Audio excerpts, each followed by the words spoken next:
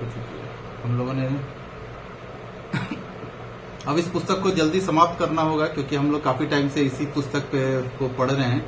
अब इसका लगभग हम लोगों ने समझ सकते हैं करीब 70-75% हमने कवर कर लिया इस पुस्तक को। और आज कोशिश करेंगे, आज वाला क्लास बहुत इंपॉर्टेंट क्लास है क्योंकि आज वाली क्लास जो है वो साधना के ऊपर में है और साधना बड़ी इंपॉर्टेंट है हम सबों के लिए।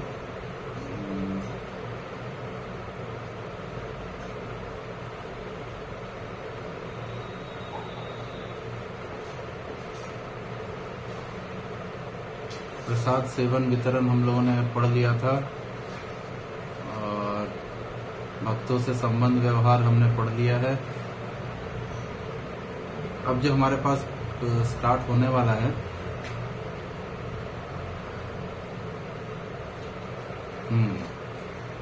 ये वाला टॉपिक आज स्टार्ट होगा,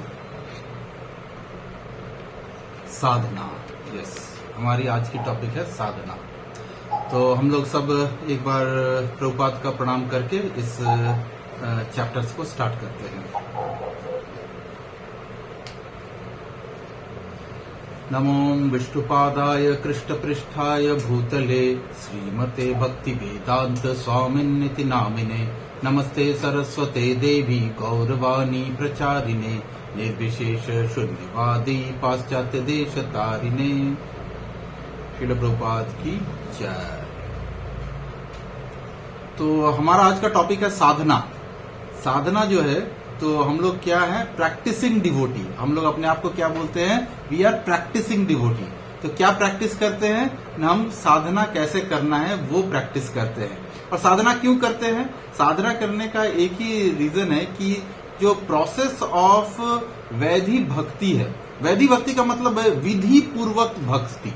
हर भक्ति का जो एक प्रोसेस होता है, एक विधि होता है कि कैसे कैसे क्या क्या चीजें करनी है, ये करके हम अपने आप को तैयार करते हैं किसके लिए, रागानुग भक्ति, जिसको प्रेमा भक्ति बोलते हैं, स्पॉन्टेनियस लव। रागानुग भक्ति का मतलब होता है स्पॉन्टेनियस लव फॉर कृष्णा, जो अपने आप स्वतः स्फूर्त जो प्रेम है भगवान के प्रति।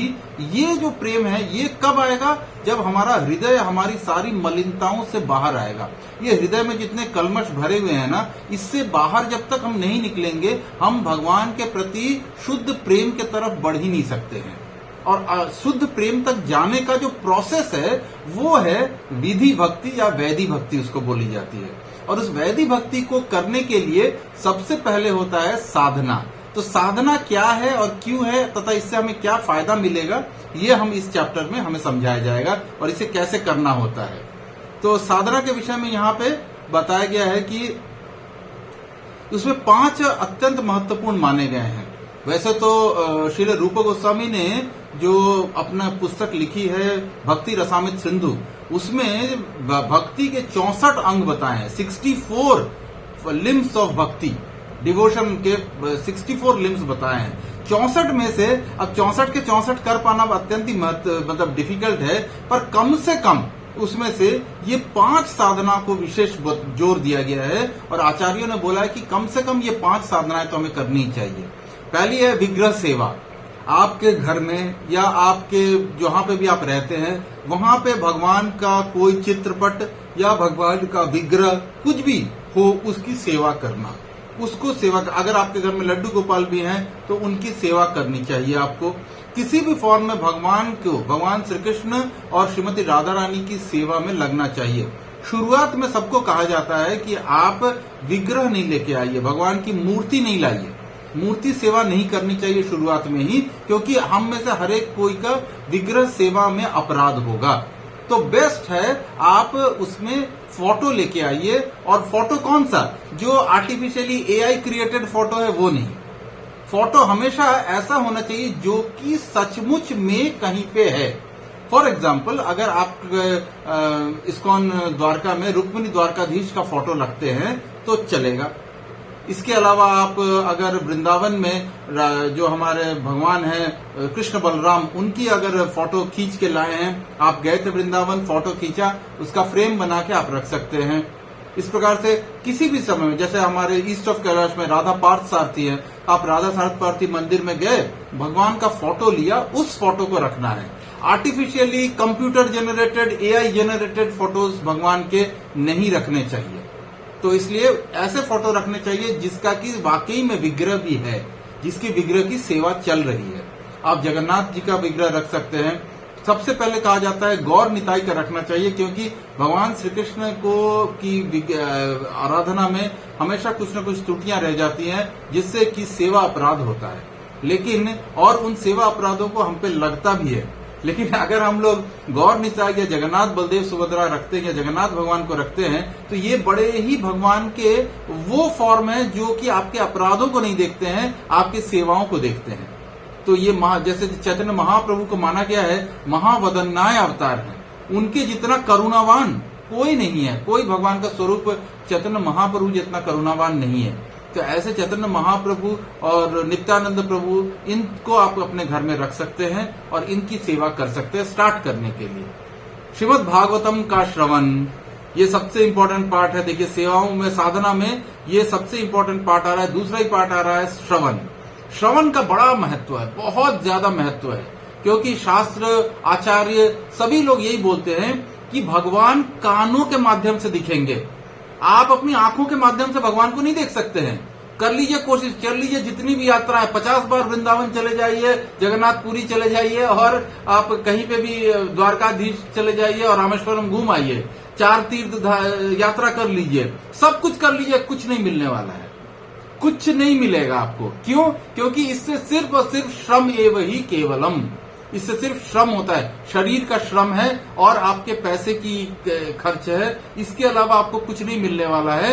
अगर आप लोग वैष्णवों के संग में गए हैं, ये तीर्थों में क्यों जाते हैं या धाम में क्यों जाते हैं? ये तीर्थ या धाम में जाने का मकसद ही है कि अपनी चेतना शुद्ध हो। अब हम तीर्थ में गए, हम धाम में गए, हमने वहां पे वैष्णवों का संग किया, हिज ग्रेस प्रशांत पुकुंद प्रभु जैसे शुद्ध वैष्णवों के मुखारविंद से हमने सुना, सुन के जो सुना जो सीखा उससे अपने जीवन को परिवर्तन करना है। अगर हम धाम में भी गए, हमने सुना भी और वापस आके हम वही का वही हैं, तो फिर धाम का कोई फल नहीं है। उसका वहां पे जाना सिर्फ आपके पैसे की बर्बादी है और आपका शरीर का श्रम है, इसके अलावा कुछ नहीं है। जीवन में परिवर्तन लाना बड़ा इंपॉर्टेंट है। इंफॉर्मेशन नो ट्रांसफॉर्मेशन, ये प्रशांत मुकुंद प्रभु जी ज्यादातर बोलते हैं कि अगर ट्रांसफॉर्मेशन नहीं है, अगर बदलाव नहीं है अपने आप में, तो फिर सिर्फ सुनने से कोई फायदा नहीं है। तो ये श्रीमद् भागवतम को जो श्रवण होता है, जो भागवतम के क्लासेस होते हैं, वो 100% ध्यान पूर्वक सुनना चाहिए और उसमें के नोट बनाने चाहिए कि इसमें से ये कर्म अब से मैं करूंगा, मैं अपने जीवन में ये परिवर्तन लाऊंगा। आज तक मैं ये खाता था, अब से मैं ऐसे ये नहीं खाऊंगा।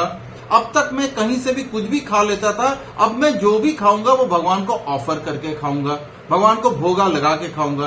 रोज मैं सुबह उठ के कम से कम 16 माला का जप करूंगा। ये जो नियम है ये कैसे आएंगे? ये आते ही हैं श्रवण के माध्यम से। और वो श्रवण सुनने के बाद रेगुलरली लगातार जब तक आप नहीं सुनोगे ना, आपका मन उस चीज को एक्सेप्ट नहीं करेगा। वो मन आपको हमेशा रिजेक्ट करेगा। अरे क्या है, मेरे पे ही इतने सारे नियम है, वो देखो सामने वाला, वो तो अच्छे, मेरे से अच्छी गाड़ी में घूम रहा है, मेरे से अच्छे कपड़े पहनता है, मेरे से अच्छा पैसे का जॉब करता है, पर फिर सारे नियम मुझ पे ही क्यों है, उस पे क्यों नहीं है? वो तो मेरे से ज्यादा खुश है बिना कोई नियम माने। तो जैसा कि सबसे पहले हम लोगों ने डिस्कस किया था, प्रशांत मुकुंद प्रभु जी बोलते हैं हमें सिर्फ अपने आप पे काम करना है। सामने वाला क्या कर रहा है क्या नहीं कर रहा है उसे देखना हमारा काम नहीं है। हमें बदलाव अपने में लाना है, सामने वाले पे नहीं लाना है। अगर बाहर बहुत ज्यादा गर्मी हो रही है, प्रचंड धूप है, तो हम परिवर्तन किसमें कर सकते हैं? क्या आप बोल सकते हैं कि धूप का रेगुलेटर थोड़ा कम कर दो? सूर्य से बोल सकते हैं थोड़ा कम चमको? ये नहीं कर सकते। लेकिन आप कर क्या सकते हो? आप स्वयं को धूप से बचा सकते हो, आप स्वयं एसी के अंदर में जा सकते हो, आप पंखा चला सकते हो, ठंडा पानी पी सकते हो। इस प्रकार से परिवर्तन स्वयं में करना है, दुनिया में परिवर्तन करने का प्रयास नहीं करना है। दुनिया तो जैसी चल रही है वो चलेगी, लेकिन हमें खुद में बदलाव लाना है, क्योंकि भगवान की भक्ति ही हमारे जीवन का ध्येय है। हमारे जीवन का परम लक्ष्य जो है श्री कृष्ण चरणों में प्रीति, ये हमारा सबसे बड़ा जीवन का लक्ष्य है। इसके ऊपर कोई लक्ष्य ही नहीं है। लेकिन हम इसी लक्ष्य को साइड में करके सारे लक्ष्यों पे काम करते हैं। हमें अच्छा घर चाहिए, हमें अच्छी गाड़ी चाहिए, हमें अच्छी वाइफ चाहिए, हमें अच्छे बच्चे चाहिए, सब कुछ चाहिए हमें। केवल किस चीज पे, जिस चीज के लिए हम बने हैं, जिस चीज के लिए हमें ये मनुष्य जीवन मिला है, उस चीज को छोड़कर हम सारी चीजों पे फुल कंसंट्रेशन दे रहे हैं। तो इसमें उसमें से कैसे बदले, कैसे बाहर निकले? तो ये परिवर्तन ग्रेजुअल होता है, धीरे धीरे होता है। और कैसे होता है? श्रवण के माध्यम से होता है। इसलिए श्रवण का बड़ा इंपॉर्टेंस है। भगवत भक्तों का संग करना चाहिए। भगवत भक्तों को हमें अपने से ऊपर के भक्तों को हमेशा देखना चाहिए कि ये कैसे कर रहा है, कैसे किसी चीज को कर रहा है, कैसे ये हमेशा टाइम से उठ भी जाता है, कैसे ये श्रवण भी करता है, कैसे ये अध्ययन भी करता है, कैसे ये बैठता है, कैसे ये बोलता है। ये सारी चीजों को हमें अपने से बेहतर जितने भी भक्त हैं उनको देख के सीखना चाहिए। अब हमें, पर हाँ ये भी है कि हमें फर्स्ट डे वन से कोशिश नहीं करनी चाहिए कि मैं एकदम, इन्होंने बाल मुड़ा रखा है तो मैं भी बाल मुड़ा लेता हूँ। नहीं, ऐसे कोई ये नहीं है। बाल मुड़ाना और चोटी रखना, ये सारी चीजें आपके अंदर से आएंगी। धीरे धीरे ये सब चीजें आपके अंदर आएंगी, ये सब चीजें। तो इसमें कहा गया कि भक्तों का संग करने से, भक्तों का संग में सबसे इंपॉर्टेंट है कि बहुत समय लोग सोचते हैं कि 5 भक्त आपस में मिल लिए और फिर अगर हम लोग क्या डिस्कस कर रहे हैं कि भाई पॉलिटिक्स में क्या हो रहा है, ईरान में लड़ाई चल रही है, तो हम वो डिस्कस करने बैठ गए। अब हमारे यहाँ पे कलकत्ता में, वेस्ट बंगाल में इलेक्शन होने वाला है, कौन जीतेगा कौन हारेगा वो डिस्कस कर रहे हैं। ये सबको प्रजल्पा में रखा गया है। ये सिर्फ और सिर्फ समय की बर्बादी है। जो बहुमूल्य समय है उसकी बर्बादी है। जब भी भक्त मिले तो हमेशा डिस्कशन क्या होना चाहिए? भक्ति में कैसे प्रगति करें, ये डिस्कशन होना चाहिए। भगवत गीता में भगवान क्या बोलते हैं? बोधयंतम परस्परम। जब भी मिले तो आपस में कृष्ण को डिस्कस करना है। डिस्कशन का टॉपिक कृष्ण होने चाहिए कि भगवान श्री कृष्ण को कैसे प्राप्त करें, आप क्या क्या चीजें कर रहे हो, कैसे मैं सुधार लेके आऊं अपने में। अगर मुझसे नहीं हो रहा तो क्या आप मेरी मदद कर सकते हैं?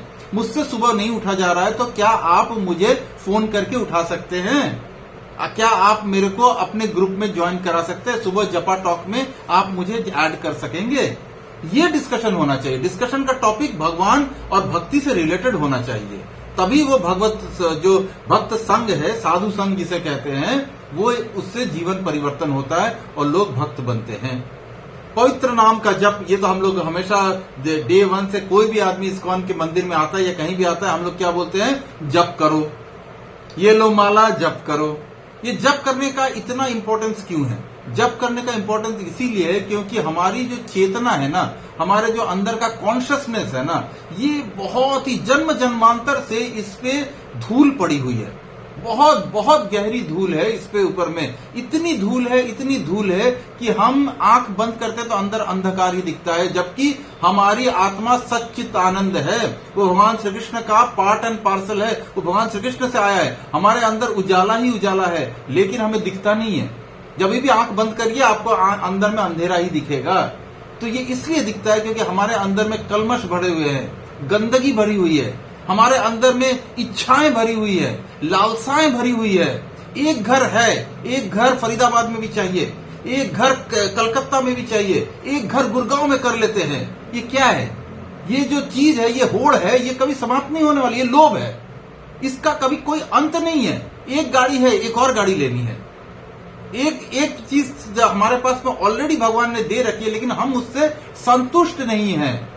और शास्त्र क्या बोलते हैं? संतुष्टि में ही परम धर्म है। परम धन जो है वो संतुष्टि है। अनलेस एंड अनटिल कोई संतुष्ट है वो कभी सुखी नहीं हो सकता है।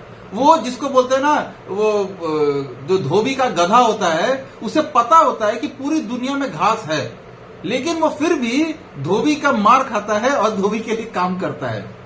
उसको क्या चाहिए? सिर्फ घास चाहिए। घास तो चारों तरफ है, घास के लिए उसे कुछ ज्यादा मेहनत नहीं करनी होती है, लेकिन उसका मन जो है वो किसी भी हाल में ये एक्सेप्ट ही नहीं करने देता है कि अगर मैं नहीं काम करूं तो भी घास मुझे मिलेगी। तो भगवान ने हमें सफिशिएंट दिया है। हमारे पास में भगवान पालनहर्ता है, हमारे पालन करता है। वो आपको, जिसने ये मुख बनाया है, वो भोजन भी देगा, ये कंफर्म है। लेकिन और इसमें ये भी भगवान बोलते हैं कि इसका अर्थ ये नहीं है कि आप कुछ कोशिश मत कीजिए या कुछ ट्राई मत कीजिए, लेकिन जितना मिला हुआ है उसमें संतुष्ट रहिए। एडिशनल एंडेवर मत कीजिए, क्योंकि जैसे ही आप एडिशनल एंडेवर करने जाओगे ना, ऑटोमेटिकली आपका जो ध्यान है, आपका जो समय है, वो चारों तरफ बिखरेगा।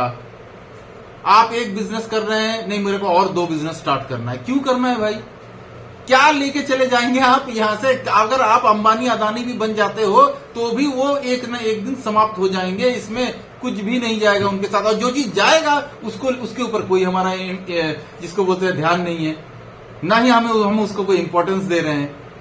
तो इस प्रकार से जो पवित्र नाम का जप है ये बड़ा इंपॉर्टेंट है ये, क्योंकि ये हमारे मन के कलमश को ना मिटाता है। नाम जप करते करते करते करते ध्यान पूर्वक नाम जप करने से ऑटोमेटिकली आप देखेंगे कि आपके विचार बदलेंगे, आपके चारों तरफ की जो एक्सेसिव कॉम्पिटिटिवनेस है ये खत्म होगा। ये जो मन के अंदर इतना लोभ चल रहा है ना, और चाहिए और मेहनत करते हैं और कुछ कर लेते हैं और ये कर लेते हैं, ये और वाली जो फीलिंग है ना ये समाप्त होगी। क्योंकि जब तक ये समाप्त नहीं होगी आप पीसफुल नहीं हो सकते हो, क्योंकि आपके अंदर में जब तक ये चीजें चलती रहेंगी ना, ये रजोगुण का इफेक्ट्स है, ये रजोगुण आपको बैठने नहीं देगा एक स्थान पे। तो इसलिए ये बड़ा इंपॉर्टेंट है हम जप करें। जप करने से हमारा मन पवित्र होता है और इसमें शुद्धि आती है। आखिरी वाला पॉइंट है पवित्र धाम में निवास।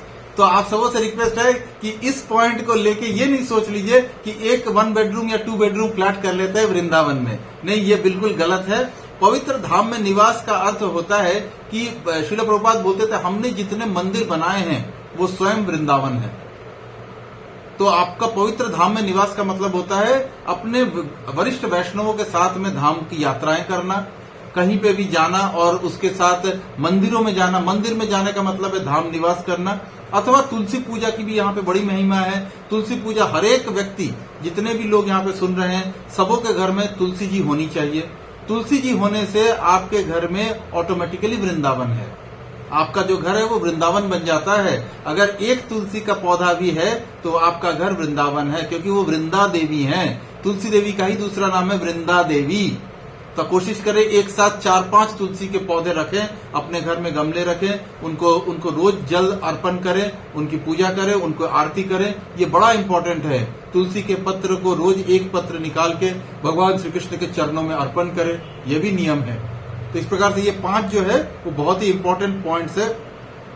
तो इसमें सबसे पहला पॉइंट स्टार्ट होता है जप के लिए। हम लोगों ने पढ़ लिया अभी, अंतःकरण में शुद्धिकरण के लिए अत्यंत आवश्यक है। तो इस प्रकार से हमें जप करना चाहिए, किस लिए? अपनी शुद्धि के लिए। कि इसमें देखिए श्रील प्रभुपाद कहते हैं कि हमारी 99% जो हमारी प्रगति है पवित्र नाम के जप पर निर्भर है।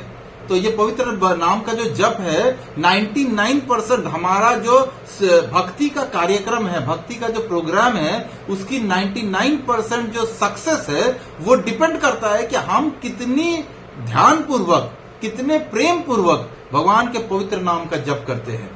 तो भगवान के पवित्र नाम का कौन सा जप करना है? हरे कृष्णा कृष्णा कृष्णा हरे हरे, हरे राम राम राम हरे हरे।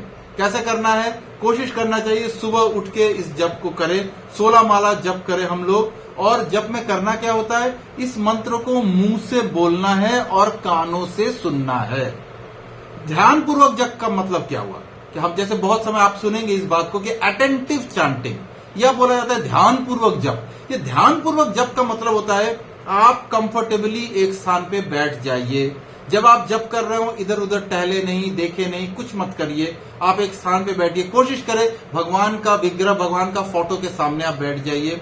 एक पास में हो सके तो एक अगरबत्ती जला लीजिए ताकि एनवायरनमेंट सही बन सके। वो स्थान में बैठ के आपको 16 माला जप करना है। जब आप जप कर रहे हैं टीवी नहीं चलना चाहिए। जब आप जप कर रहे हैं कोई आपसे बात करने आए तो बात नहीं करनी है आपको। जब आप जप कर रहे हैं मोबाइल स्विच ऑफ होना चाहिए या फ्लाइट मोड पे होना चाहिए। तो इसीलिए कहा गया है कि अगर आप सुबह उठ के जप कर लेते हैं तो इस समय आपको ये काफी सारे इंग्रेडिएंट्स ध्यान पूर्वक जप के वो आपको फ्री में मिल जाते हैं। सुबह सुबह हो सकता है सुबह 4 बजे 5 बजे आपको कोई फोन में तंग नहीं करेगा। फोन एकदम स्विच ऑफ करें। सबसे बड़ा हमारे आज के दिन में जो भक्ति के पथ में, साधना भक्ति में जो अवरोधक है वो है हमारा मोबाइल फोन। इस मोबाइल फोन ने हमें भगवान से दूर करके रखा हुआ है। इसी मोबाइल फोन ने हमें भक्ति करने नहीं देता है। जिनके हृदय में भक्ति की बीज है उसको बढ़ने नहीं देता है ये मोबाइल फोन। तो इस मोबाइल फोन को बहुत ही खतरनाक ये इंस्ट्रूमेंट है, इसको सावधानी पूर्वक यूज करना है और इसके थ्रू से इसको जब भी हम जप कर रहे हैं पूरी बंद करके ध्यान पूर्वक भगवान का जप करना है। ध्यान पूर्वक का अर्थ है जो मुख से सुन रहे हैं उसको ध्यान से सुनना है कि मैंने क्या बोला, क्या सुना, बोला सुना, बोला सुना, यही जप है। बस इसमें आपको बहुत कुछ कोशिश नहीं करनी है। अगर आप ये जप करने का प्रयत्न करोगे, शुरुआत में आपके हृदय में बड़े सारे चीजें आती रहेंगी, लेकिन मन जो है वो इधर उधर भागेगा, वो भागेगा ही भागेगा। लेकिन और आपके मन में काफी सारे विचार भी आएंगे कि अरे आज तो बिजली का बिल जमा करना था, अरे आज बच्चे की स्कूल की फीस नहीं दी है, ऑफिस में ये काम रह गया है, ये काम फंसा हुआ है, इसे करना है। इस प्रकार के बड़े सारे विचार आपके दिमाग में आते रहेंगे। जैसे ही आप कोशिश करेंगे ना मुख से बोलना, कान से सुनना, आप कोशिश करके देखना आपके मन में बड़े सारे ऊट पटांग विचार भी आते रहेंगे। लेकिन करना क्या है, चाहे कोई भी विचार आए तुरंत उसके बाद में फिर अपने मन को खींच के लाना होता है। जैसे कोई छोटा बच्चा भाग जाता है ना एक तरफ, तो उसकी माँ उसे पकड़ के फिर वापस लेके आती है, फिर कुछ देर बैठता है, फिर वो भागता है, फिर उसकी माँ उसे पकड़ के लाती है। तो इसी प्रकार से मन भागेगा, मन को भागने से आप रोक नहीं सकेंगे, उसको पकड़ के खींच के वापस लाइए। बोले नहीं मेरा काम क्या था, मैं अभी ऑफिस के बात क्यों सोच रहा हूं, मुझे ऑफिस के बात नहीं सोचना था, जो बोलना है वो सुनना था। ये करना है आपको। और हो सके तो हरे कृष्ण का जो आपका महामंत्र है, हरे कृष्ण कृष्ण कृष्ण हरे हरे, हरे राम राम राम हरे हरे, ये जो है ये एक प्लेकार्ड में मिलता है।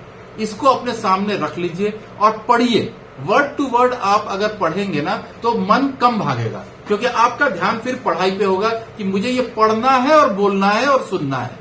तो पढ़ने के लिए आंखें जो होगी वो फिक्स हो जाएंगी आपके उस मंत्र के ऊपर में, मुंह जो होगा वो बोलेगा और कान जो होगा वो सुनेगा।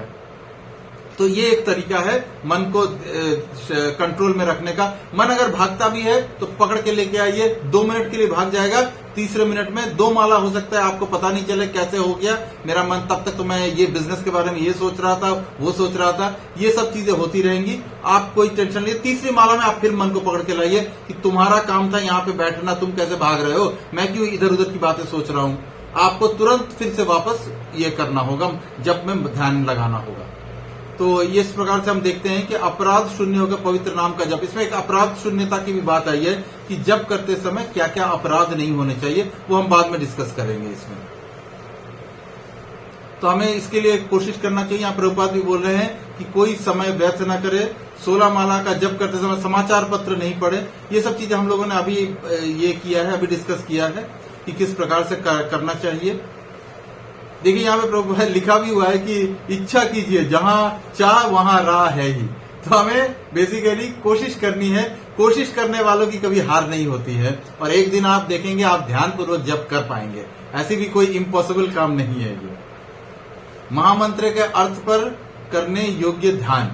अब यहाँ पे कहा गया कि ये जो हरे कृष्ण महामंत्र है इसका अर्थ क्या है। तो ये महामंत्र जो है, इसकी जो हरे कृष्ण करके जो ये मंत्र है जो हम मुख से बोल रहे हैं, ये यहाँ की ध्वनि नहीं है, ये गोलोक वृंदावन की ध्वनि है। भगवान चैतन्य महाप्रभु बोलते हैं गोलोकेरो प्रेम धन वो ला के दिए हैं हम लोगों के लिए। तो गोलोक का ये प्रेम धन है। तो गोलोक का प्रेम धन यहाँ पे चैतन्य महाप्रभु लाए हैं, जो कि हरे कृष्ण महामंत्र के फॉर्म में है। और इसका अर्थ होता है कि हम भगवान से रिक्वेस्ट कर रहे हैं कि हे कृष्ण, आप, हे राधा रानी, आप हमें अपनी सेवा में संलग्न कीजिए, हमें अपनी सेवा में लगाइए। इसकी क्यों? जब तक हम भगवान की सेवा नहीं करते हैं तब तक हम इस संसार से मुक्त नहीं हो सकते। तो इस प्रकार से हमें माया से, देखिए इसमें लिखा हुआ है, जिससे मैं माया की सेवा से मुक्त हो सकूं। तो इस पूरे हरे कृष्ण महामंत्र का अर्थ यही होता है कि हे श्रीमती राधा रानी, हे भगवान श्री कृष्ण, आप हमें अपनी सेवा में लगाइए, संलग्न कीजिए। ये इस मंत्र का अर्थ माना गया है। भक्ति युक्त मनस्थिति भी कहा गया है कि हमें मंत्र अच्छी तरह अर्थ समझकर भक्ति पूर्वक मन से प्रार्थना करनी चाहिए।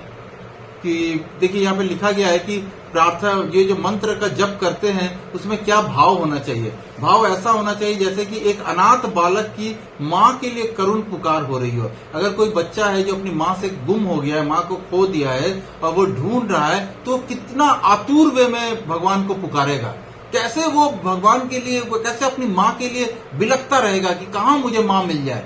तो हमें ऐसी फीलिंग होनी चाहिए कि हे भगवान श्री कृष्ण, हे श्रीमती राधा रानी, हम आपसे अलग हो चुके हैं, हम आपसे दूर हैं, तो हम कैसे मिले आपसे। आपसे मिलने के लिए हम आपको डायल कर रहे हैं, आपको कॉल कर रहे हैं। कॉलिंग नंबर क्या है? हरे कृष्ण कृष्ण कृष्ण हरे हरे, हरे राम राम राम हरे हरे। तो असहाय भाव से करना है, भगवान को असहाय भाव से पुकारना है। इसी मंत्र के माध्यम से हम भगवान को असहाय भाव से पुकारते हैं। तो ये हमारे और भगवान के बीच का कनेक्शन नंबर है, ये फोन नंबर है, टेलीफोन नंबर है, मोबाइल नंबर है ये। तो इस प्रकार से हमें इस भगवान के जो जप है उसमें हम लोग को ध्यान पूर्वक जप करना चाहिए हमें।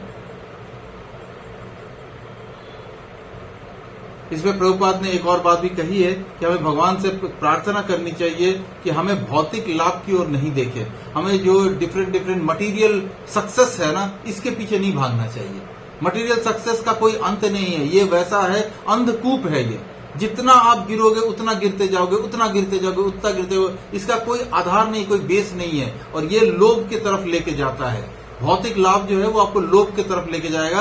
आप पहले जो जैसे कहा जाता है ना कि एक व्यक्ति था, तो वो पहले साइकिल चलाता था, तो साइकिल चलाते चलाते उसको लगा, उसे क्या लगता था कि जो लोग मोटरसाइकिल चलाता है ना वो बड़ा अच्छा है, अगर काश मेरे पास एक मोटरसाइकिल होता।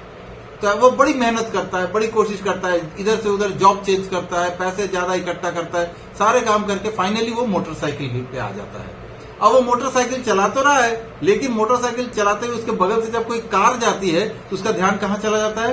अरे मुझे ना ये कार वाले के पास कार एक होना चाहिए। मोटरसाइकिल में धूप बड़ी तेज लगती है, बारिश में भीग जाता हूँ, एक कार तो होनी ही चाहिए, कम से कम छोटी मोटी सही एक कार होनी चाहिए।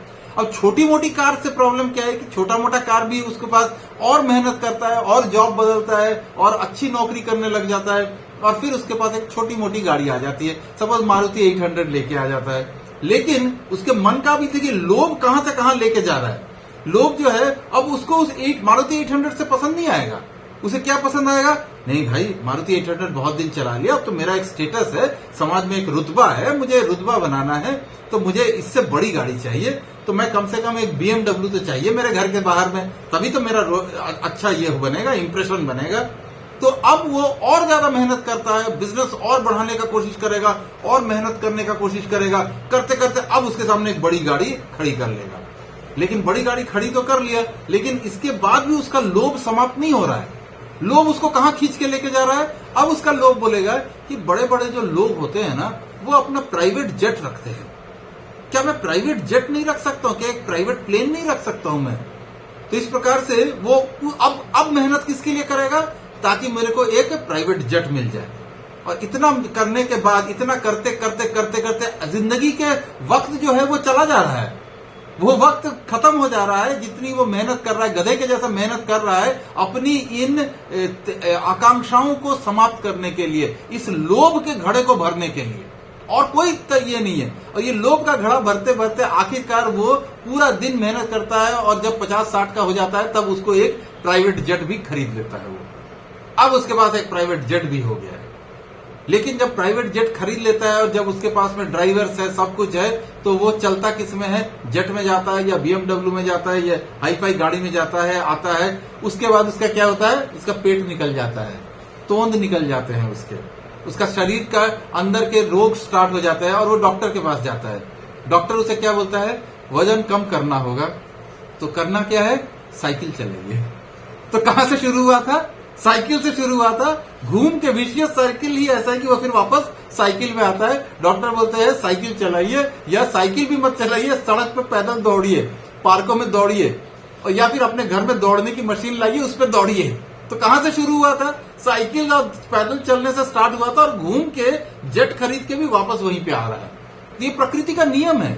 आप चाहे कितने भी भोग करने की कोशिश करो, भोग करके कोई आज तक सुखी नहीं हुआ है, ना तो उसको कभी शांति मिली है। तो यहाँ पे प्रभुपाद बोल रहे हैं शांति किस चीज से मिल रही है? हे भगवान श्री कृष्ण, मुझे आपका विस्मरण नहीं हो, और यदि आप मुझे नरक भी भेजते हो तो मुझे कोई कष्ट नहीं होगा, मैं सदैव आपके कृष्ण महामंत्र का स्मरण करता रहूं। तो भगवान से प्रार्थना भी यही करनी है कि मेरे को नरक भी मिल रही है तो भी कोई प्रॉब्लम नहीं है, नरक में भी मैं आपको ही स्मरण करूं भगवान, इतनी मेरे पे कृपा करो, और कभी आपका विस्मरण नहीं हो। खाते पीते उठते बैठते सोते हर जगह कृष्ण ही कृष्ण हमें याद आने चाहिए, हर चीज को देखकर कृष्ण नजर आना चाहिए। बाहर घने बादल आ गए, आपको याद आ जाना चाहिए, ओह कृष्ण का रंग तो ऐसा ही है। सुंदर पर्वत दिख रहे हैं, सुंदर घाटियां दिख रही हैं, सुंदर समुद्र दिख रहा है, आपको लगना चाहिए ओह अगर भगवान श्री कृष्ण आपने आपकी जो कृतियां हैं वो कितनी सुंदर है, ये सारी चीजों आप ही ने बनाई है।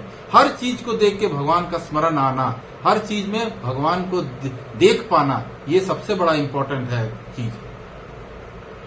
तो हमें यहाँ से अब चैतन्य नेक्स्ट पॉइंट यहाँ पे आ रहा है नम्रता या विनम्रता। तो हमारी जो भक्ति है, जो साधना भक्ति का बीज है, वो साधना भक्ति का बीज जो है उसको हमारे शिक्षा गुरु प्रशांत कुंज प्रभु जी हमेशा बोलते हैं, ये बीज कौन से मिट्टी में लगेगी? तो मिट्टी कौन सी होनी चाहिए? विनम्रता की, ह्यूमिलिटी की।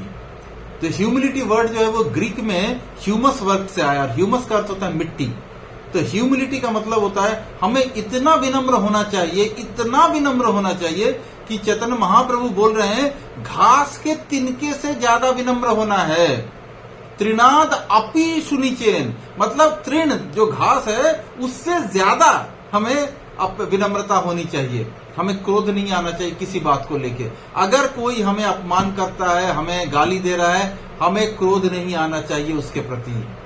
अगर हमें कोई कुछ बोल रहा है, हमें क्रोध नहीं आना चाहिए उसके प्रति। तो इतनी ज्यादा विनम्रता होनी चाहिए कि जो हमें नुकसान करने का कोशिश कर रहा है, हमें उसके प्रति भी क्रोध नहीं होना चाहिए, और हमारे दिल में उसके लिए भी प्रार्थना ही होनी चाहिए।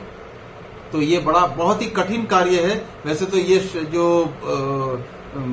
चैतन्य महाप्रभु का जो ये है शिक्षा अष्टकम है, उसका 3रा श्लोक है ये, और उसमें भगवान क्या बोल रहे हैं? तृणादपि सुनिजनेन तरोरपि सहिष्णुना अमानिना मान देन कीर्तनीय सदा हरि। अमानिना मान देन, जिसने हमें अपमान किया है हम उसका भी सम्मान करें। ऐसे होने पर ही हमारे में क्या होगा? कॉन्टिन्यूअस हम भगवान श्री कृष्ण का जप करते हैं। भगवान को पसंद ही नहीं है आप में अगर क्रोध आ रहा है, इसका मतलब है कि आप में अभी भी कंट्रोलरशिप है, मेरे में कंट्रोलरशिप है, तभी तो मेरे को क्रोध आ रहा है ना किसी के ऊपर में।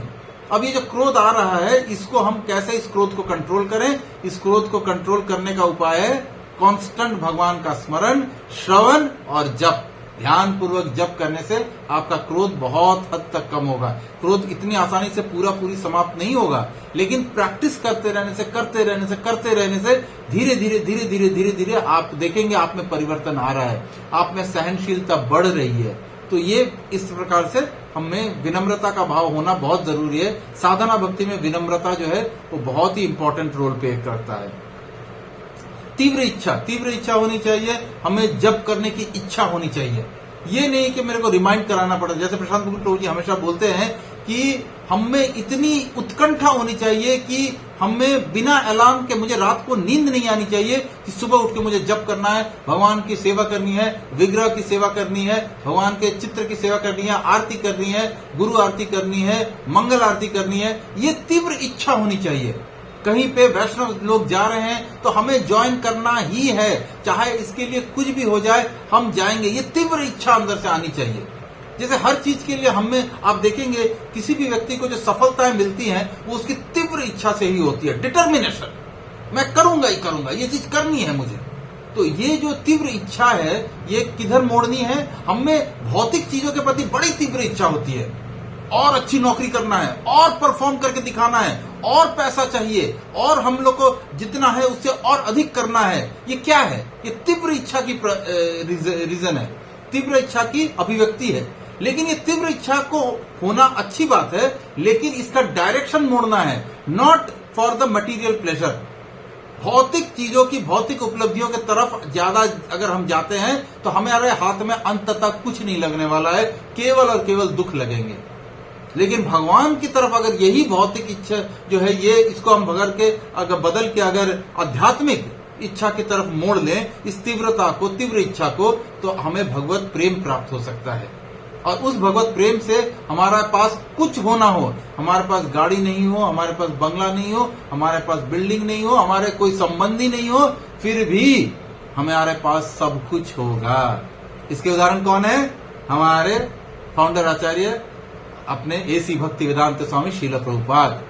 आप देख सकते हैं श्रील प्रभुपाद से भगवान ने सब कुछ चला गया, उनका सब कुछ, मतलब उनका बिजनेस था वो चला गया, कहीं बिजनेस में सक्सेसफुल नहीं हो रहे थे, हर चीज में फेलियर था, हर चीज में फेलियर। जहां कहीं पे कुछ अपने परिवार के साथ रिश्तों में फेलियर हो गया, घर त्याग दिया उन्होंने, घर त्याग के सन्यास ग्रहण कर लिया। कहाँ रहते थे? राधा दामोदर मंदिर। आज हम लोग राधा दामोदर मंदिर में जाते हैं, बड़ा सुंदर प्रभुपाद का रूम उन्होंने बनाया है, एसी वेसी सब लगा के रखा हुआ है। लेकिन प्रभुपाद के जब रहते थे वो एक टूटा फूटा सा एक रूम था, उसमें ना कोई एसी था, ना कोई पंखा था, कुछ नहीं था। चाहे सर्दी गर्मी सब में प्रभुपाद वहीं पे रहते थे। किसी प्रकार से उस रूम में एक रूम मिला हुआ था और उसी रूम में प्रभुपाद वहां पे रहते थे, राधा दामोदर मंदिर में। तो आप देख सकते हैं। और इस प्रकार से अगर प्रभुपाद के पास पैसे होते या कुछ होता तो प्रभुपाद फ्लाइट लेके यूएस चले जाते, लेकिन प्रभुपाद किस में गए? कार्गो शिप में, मालवाहक एक जहाज में, माल के जैसे, कार्गो के जैसे प्रभुपाद गए। लेकिन जब भगवान ने दिया तब सोचिए क्या दिया।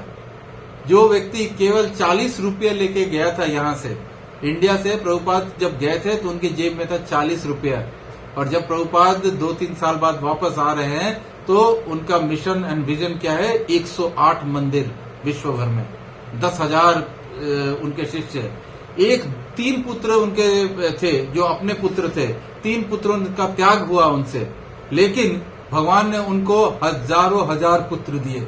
10,000 तो उनके दीक्षित भक्त हुए जो कि सब उनके पुत्र हैं। विश्व के किसी भी जगह में कोई घर बनाने की आवश्यकता नहीं पड़ी। प्रभुपाद जहां भी गए, हम तो सोचते हैं दिल्ली एनसीआर में घर बनाते रहें या ज्यादा से ज्यादा कहीं और जाके घर बना लेंगे, प्रॉपर्टी बना लेंगे। प्रभुपाद के जैसा व्यक्ति कहीं भी चले जाते थे, हर व्यक्ति, हर भक्त उनका दरवाजा खोल देता था अपने घर का। प्रभुपाद एक स्थान पे जाने से कम 50 दरवाजे खुलते थे। ये भगवान श्री कृष्ण की कृपा है, ये कृपा है उनकी। देखिए कितने पुत्र मिल गए, कितना धन मिल रहा है। जो इस्कॉन संस्था है वो इतनी बड़ी संस्था बन गई, सब कुछ हो गया। किसने दिया? भगवान श्री कृष्ण ने दिया।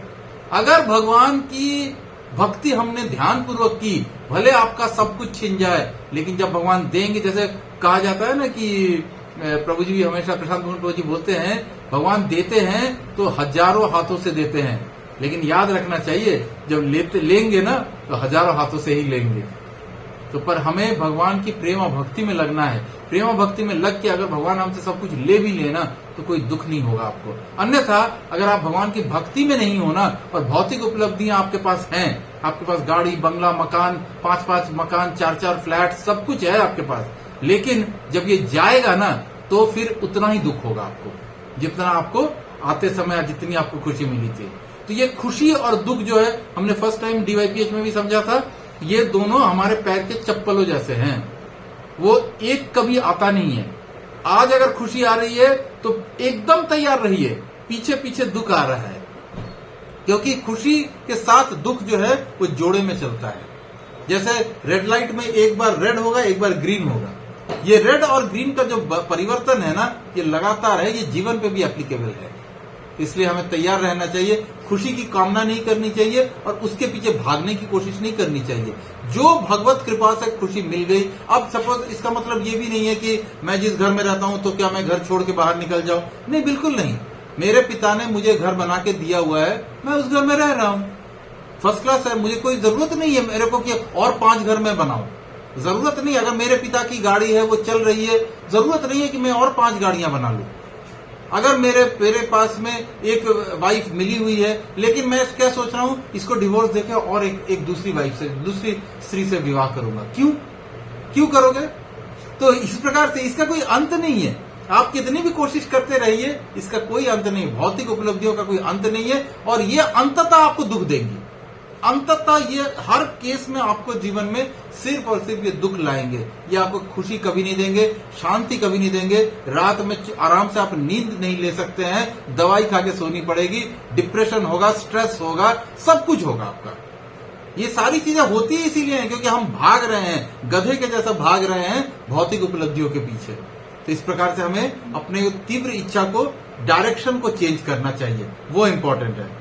ध्यान पूर्वक श्रवण हम लोग ऑलरेडी बता चुके हैं कि जब भी श्रवण हो रहा है तो हम लोग ध्यान पूर्वक श्रवण भी करना चाहिए, ताकि जो आदमी सामने बोल रहा है वो उसकी बातें हमारे हृदय में आए और उसमें हमारा जीवन परिवर्तन हो।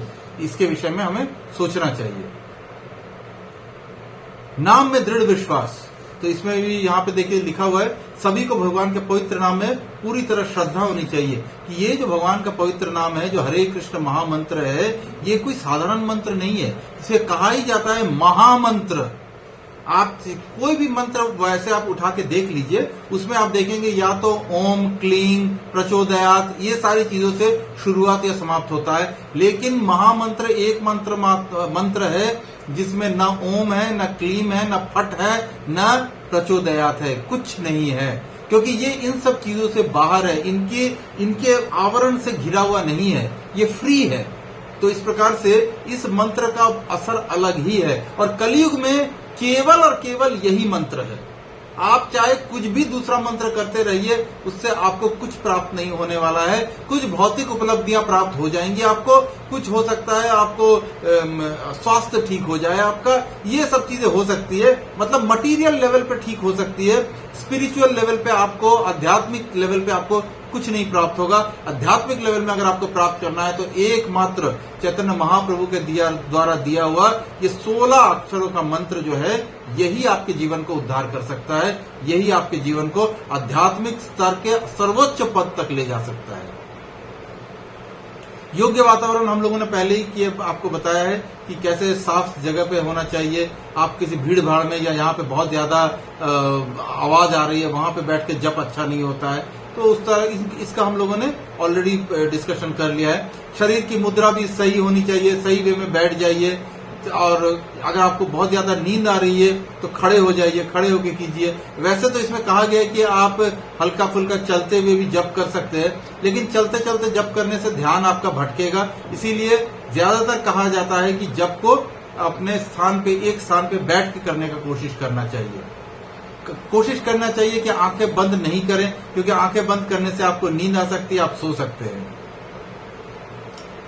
चलते हुए जप करने के लिए व्यक्ति को अपने मन को सतर्क रखने में निपुण होना चाहिए। देख रहे हैं यहाँ पे लिखा हुआ है, आप चलते हुए जप तो कर सकते हो, लेकिन अपने मन को कंट्रोल करके जप करना होगा चलते हुए में, जो कि बहुत डिफिकल्ट है। मतलब बड़े बड़े जो बड़े सालों से, जो लोग 15-20 सालों से जप कर रहे हैं, उनके द्वारा भी चलते हुए ध्यानपूर्वक जप, ये बड़ा कठिन कार्य है, बहुत ही डिफिकल्ट है। इसीलिए कहा जाता है बेस्ट है एक स्थान पे बैठ के और सीधा, कैसे भी, जैसे यहाँ पे दिखाया गया फोटो में आलती पालती मार के बैठे हुए हैं। आप अगर इतने देर तक आलती पालती मार के नहीं बैठ सकते तो चेयर पे बैठ जाओ, कोई प्रॉब्लम नहीं है, लेकिन अपने आप को ट्रबलसम या कष्टदायक स्थिति में जप नहीं करना है। अच्छे से बैठ जाइए, साफ सुथरी जगह पे बैठिए, सामने हरे कृष्ण महामंत्र लिखा हुआ एक स्टिकर लगा लीजिए, बोर्ड लगा लीजिए, उसको पढ़ते रहिए और बोलते रहिए। भगवान का चित्र हो तो अच्छा है, उसके सामने में एक छोटी सी अगरबत्ती जला लीजिए। अगरबत्ती जलाने से ऑटोमेटिकली एनवायरनमेंट थोड़ा सा स्पिरिचुअल हो जाता है। जब कोई शर्त नहीं है, तो इसमें कहा गया है कि 16 माला जल्दी जल्दी पूरी कर लेनी है। ये कोई ऐसा प्रोसेस नहीं है कि हमें, हमारे ऊपर में कोई बाध्यकता नहीं है कि भाई कैसे भी करके जितनी जल्दी वो 16 माला खत्म करके झोली टांग देना है, आज के लिए पूरा हो गया। नहीं, जब कांस्टेंट करना होता है, कांस्टेंट। जब भी आप चलते फिरते, उठते बैठते, मेट्रो में आ रहे हैं, जा रहे हैं, गाड़ी चला रहे हैं, कभी भी आपको जप करते रहना चाहिए। लेकिन शुरुआत की 16 माला जो है वो ध्यान पूर्वक एक स्थान पे बैठ के करना है। बाकी समय आपको जप हमेशा करते रहना चाहिए। तो इसमें लिखा गया है कुछ भक्तों के लिए 1.5 घंटा पर्याप्त है, कुछ के लिए 2 घंटे भी कम है।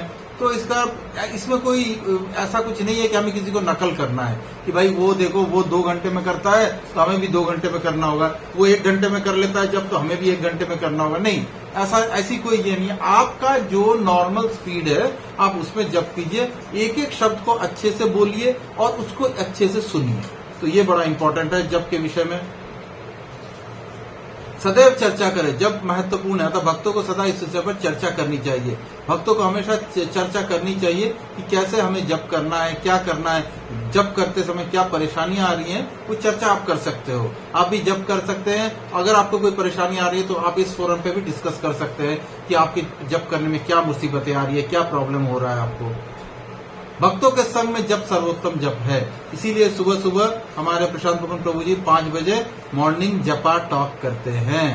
जब वो जपा टॉक 6 बजे होता है, 5 बजे से वो खुल जाता है। अगर आपको ध्यान रहेगा कि मुझे 5 लोग देख रहे हैं, मैं उठते फिरते मोबाइल देखते हुए जप नहीं कर सकता हूं, तो आपका ध्यान ऑटोमेटिकली रहेगा। आपको लगेगा कि नहीं, मेरे को सावधानी पूर्वक ध्यान पूर्वक जप करना है। कम से कम अपने लिए ना हो, सामने वाला तो मुझे देख रहा है ना, मेरा अपना वीडियो ऑन रखिए। वीडियो ऑन रख के अगर आप बैठेंगे ना तो आप ऑटोमेटिकली सावधानी पूर्वक जप कर सकेंगे। शुरुआत में इस प्रकार से जप करने से बड़ा फायदा होता है। भक्तों के साथ मिल के जप कर रहे हैं। प्रातःकालीन जप हमने पहले कहा है कि ये बहुत ही इंपॉर्टेंट होता है। अगर आपके पास समय नहीं मिल पा रहा है, सुबह नहीं उठ पा रहे हैं, कुछ भी दिक्कत हो रहा है, तो सभी के काम पर जाने के पूर्व, मतलब जब आप ऑफिस के लिए, बिजनेस के लिए जा रहे हो, कहीं पे भी जाने का है आपको, काम के लिए आप निकल रहे हो, तो कम से कम 10 से 12 माला आपकी हो जानी चाहिए इसके लिए। तो सुबह का जप सर्वोत्तम माना गया है, इसलिए सुबह सुबह उठ के जप करना चाहिए। उच्च स्वर में जप को मन में नहीं करना चाहिए, मैं मुंह बंद करके ऐसे करके जप कर रहा हूं, नहीं। आप जब भी जप करें, हमारे जप का नियम क्या है, हम बोलेंगे और सुनेंगे, और इसका स्वर कैसा होना चाहिए, हमारे लिए कहा गया है उपांशु जप। आचार्यों ने क्या बोला है, उपांशु। उपांशु जप का मतलब है बहुत कस के चीख के नहीं करना है कि भाई पूरे मोहल्ले को हम लोग सुना रहे हैं कि भाई मैं जप कर रहा हूं, नहीं। और बहुत मन ही मन धीरे धीरे नहीं बोलना है। आपको सिर्फ इतना वॉल्यूम होना चाहिए कि हम बोले हम सुने, बस ये जप का वॉल्यूम है।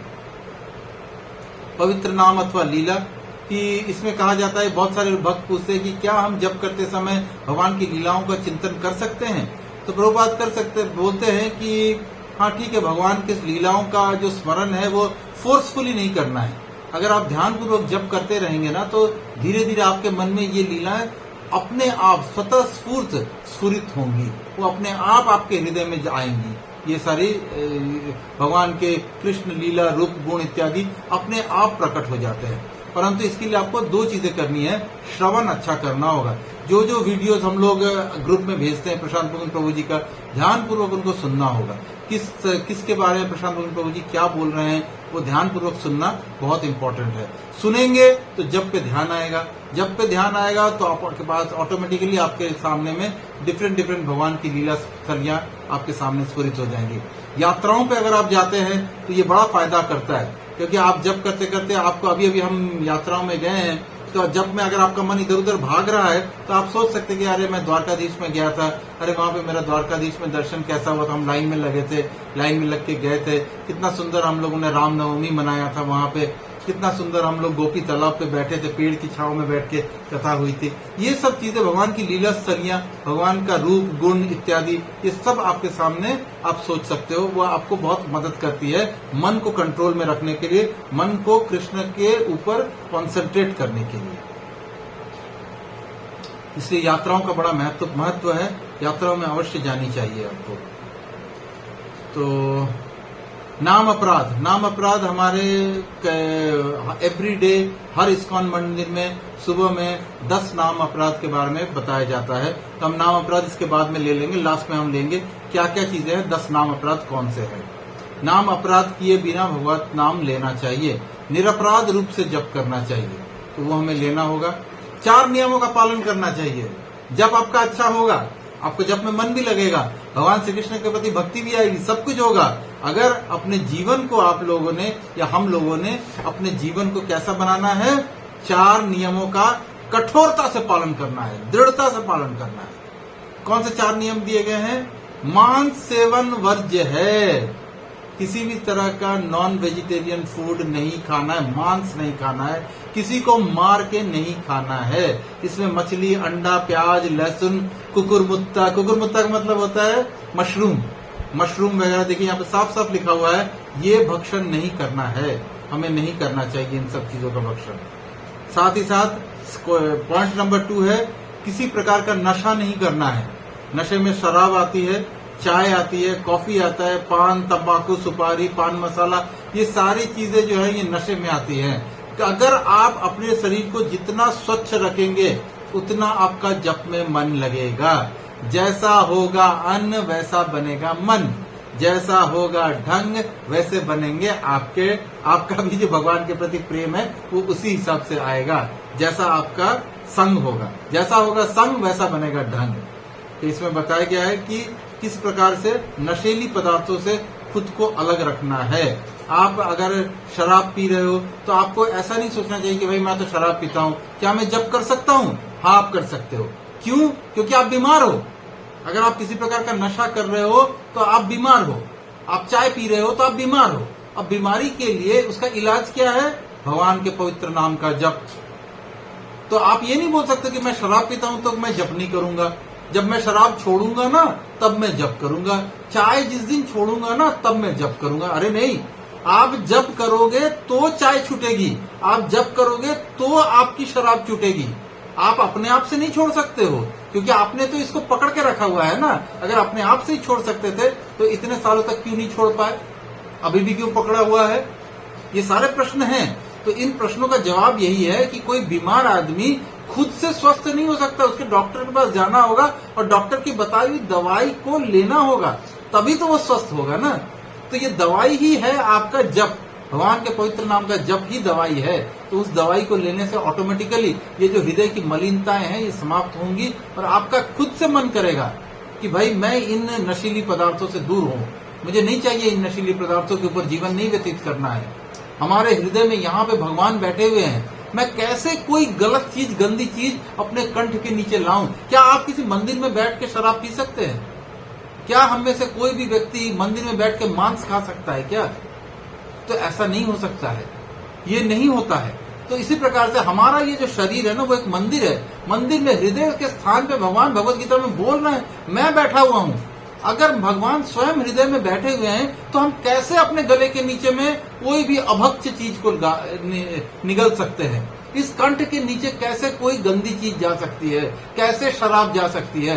कैसे चाय जा सकती है? कैसे कॉफी जा सकती है? कैसे हम नशीली पदार्थों का, शराब के अलावा हम सिगरेट वगैरह पी सकते हैं? ये गंदा धुआं हम कैसे ले सकते हैं? क्यों? क्योंकि यहाँ तो भगवान बैठे हैं ना। ये शरीर तो मंदिर है ना, मंदिर के अंदर में कैसे हम लोग गंदी चीजें रख सकते हैं? इस प्रकार से अच्छा श्रवण होना चाहिए एवरीडे। श्रवण कभी मिस नहीं होना चाहिए, हर रोज कुछ न कुछ सुनना चाहिए। कुछ न कुछ जो भगवत कथा आ रही है, जो पोस्ट हो रहा है, उसको आप देखते होंगे एवरीडे, या तो 1 या 2 या 3 भी चीजें पोस्ट होती है। क्यों पोस्ट हो रही है? सुनने के लिए। अगर हम सुनेंगे तो ऑटोमेटिकली हमारा चित्त साफ होता है और चित्त साफ होने से ऑटोमेटिकली हम में पवित्रता आती है। तो 2 तरह से इफेक्ट हो रहा है। पहला इफेक्ट हो रहा है जप करने से हमारी शुद्धता हो रही है, श्रवण करने से उस शुद्धता को और बल मिल रहा है, उस शुद्धता को मेंटेन हो रहा है वो शुद्धता, और हमारे अंदर परिवर्तन होगा उससे। तो इस प्रकार से ये बड़ा इंपॉर्टेंट है। तीसरा पॉइंट है अवैध स्त्री पुरुष संग व्याभिचार। किसी भी स्त्री के साथ में अगर आपकी पत्नी है तो एक पत्नी के साथ संबंध होना चाहिए। विवाह पूर्व किसी स्त्री, किसी भी लड़की के साथ कोई संबंध नहीं होना चाहिए। विवाह के पूर्व तक ब्रह्मचर्य व्रत का पालन करना चाहिए। किसी के साथ फ्रेंडशिप करना, किसी के साथ रहना, किसी के साथ में जिसको बोलते हैं ना आजकल क्या बोलते हैं उसको कि लिव इन रिलेशनशिप करना, ये सब व्याभिचार है। इससे आपको सिर्फ दुख मिलेंगे। आप कर लीजिए कोशिश कितनी भी, लेकिन आपको सिर्फ और सिर्फ इससे दुख मिलेगा और कुछ प्राप्त नहीं होगा। आपको लग रहा है कि इससे हमें खुशी मिल रही है, हमें बड़ा सुख प्राप्त हो रहा है, न तो सुख मिलेगा न खुशी मिलेगी, सिर्फ और सिर्फ दुख प्राप्त होगा, इसके अलावा कुछ प्राप्त नहीं होगा। तो इसलिए इस प्रकार के स्त्री संग से वर्जन रखा गया है। इवन ये तो हुआ कि जिसके साथ आपका विवाह हुआ ही नहीं है उसके संबंधों के बारे में कहा गया है, लेकिन विवाह उपरांत भी देखिए यहाँ पे लिखा हुआ है प्रजनन के अतिरिक्त विवाह के अंतर्गत संग भी वर्ज्य है। आप अपने पत्नी को भी टच नहीं कर सकते या पत्नी पति को टच नहीं कर सकती है। किसी भी प्रकार के सेक्सुअल रिलेशनशिप नहीं हो सकता है, शारीरिक संबंध नहीं हो सकते हैं अगर आपको संतान उत्पत्ति नहीं करनी है। देखिए यहां कितनी बड़ी बात कही हुई है कि सिर्फ और सिर्फ स्त्री पुरुष का संग होना चाहिए संतान उत्पत्ति के लिए। अगर संतान उत्पत्ति नहीं है, भोग के लिए अगर आप स्त्री पुरुष संग कर रहे हैं तो आप अपने लिए दुख बुला रहे हैं। याद रखना चाहिए ये दुख जो है, मिजरीज जो है, कष्ट जो है वो पीछे पीछे पीछे पीछे आएंगे। तो इसके लिए हमें तैयार रहना चाहिए। चौथा है जुआ। जुआ है किसी भी प्रकार का सट्टा, लॉटरी, मटका, ये सारी चीजें जुए में आती है। शेयर मार्केट जिसमें कि आपको बहुत क्विक सक्सेशन में आपको प्रॉफिट कमाने का होता है, ये सारी चीजें जुआ के अंदर आती हैं। हमें जुए से दूर रहना चाहिए। इन 4 नियमों का पालन करने से ऑटोमेटिकली हमारा जप जो होगा वो अच्छा होगा। भक्तों को निम्नलिखित बातें टालनी चाहिए। टालने का मतलब है हटानी चाहिए, छोड़ना चाहिए। व्यावसायिक सिनेमा देखना, सिनेमा नहीं देखना चाहिए, क्योंकि किसी भी प्रकार की जो मूवी होती है, जो फिल्म्स होते हैं, ये आपके चित्त को सिर्फ और सिर्फ गंदा करते हैं। कुछ नहीं होता है इनमें, क्योंकि ये आपको एक आर्टिफिशियल जोन में लेके जाते हैं। जब आप मूवी देख रहे हो, एक आर्टिफिशियल चीजें जो कि प्रैक्टिकल नहीं है, जो कि संसार में होती नहीं है, ये उन चीजों की तरफ आपको लेके जाती हैं और आपको एक बड़ा ही सुखद अनुभव कराती हैं। तो इसमें जबकि ये पूरा का पूरा एक इल्यूजन है, इसीलिए मूवीज से जितना हो सके दूर होना चाहिए। सिनेमा देखना, सिनेमा की मूवी, हिंदी मूवी के गाने सुनना या इंग्लिश सिनेमा के या इंग्लिश मूवी के गाने सुनना या किसी भी प्रकार की इस प्रकार के व्यावसायिक सिनेमा देखना या गाने सुनना से हमें अपने आप को दूर रखना चाहिए। टेलीविजन नहीं देखना चाहिए। देखिए क्या लिखा हुआ है, भक्ति रहित वीडियो देखना ये बेकार है। किसी भी प्रकार का वीडियो देखना, आजकल तो वीडियो सब रील्स ऑटोमेटिकली मोबाइल फोन पे आते जा रहे हैं और हम देख भी रहे हैं उसको। ये यहाँ पे बताया गया है कि अगर आप अपने जप को, भक्ति में आगे बढ़ना चाहते हो तो इनसे अपने आप को दूर रखिए। उपन्यास पढ़ना, बुक्स पढ़ना, नॉवेल पढ़ना बड़ा आजकल फेमस हो रखा है। लोग अपने अपने मोबाइल पे भी बुक्स पढ़ते हैं, नॉवेल्स पढ़ते रहते हैं। ये भक्ति के लिए बिल्कुल आपको बुक्स पढ़ना और मूवी देखना ये बराबर कैटेगरी है।